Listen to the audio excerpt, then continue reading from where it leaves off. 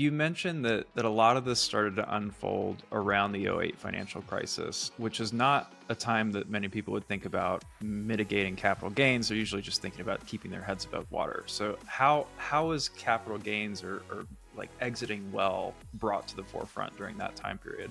Yeah, I think it's just one of the key client stories is a guy named Steve. And Steve was married and lived on the big house and had 50 million worth of real estate investments. And he had two boys about 2 years apart. And it's interesting, growing up, my parents and I, while all the financial success was going on, it came to a crashing halt when the divorce happened for my parents. And my brother was 2 years ahead of me. And we didn't spend as much time with my dad growing up because of the divorce. And I'll never forget connecting these two, because Steve grew $50 million and then lost all of his wealth in the crash because he had too much debt, not enough liquidity diversification. Ultimately, he got divorced, went bankrupt. Money fights, money problems are the number one cause of divorce in America. And I think that kind of came crashing to the forefront as I observed it in real time.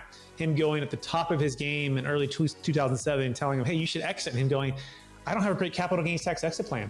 In fact, I don't want a 1031 exchange. It's not I don't even think I can, because the debt is out of whack, out of ratios, and the values are so high, and I want to sell high, but I don't want to get crushed with tax. I don't want to buy higher in a 1031 exchange, and just this whole conundrum of not having what's called a tax flow plan.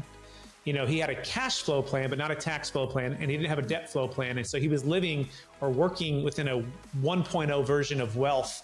And that's where most people make a mistake, right? They just have a cash flow plan, but they don't have a tax flow and a debt flow plan.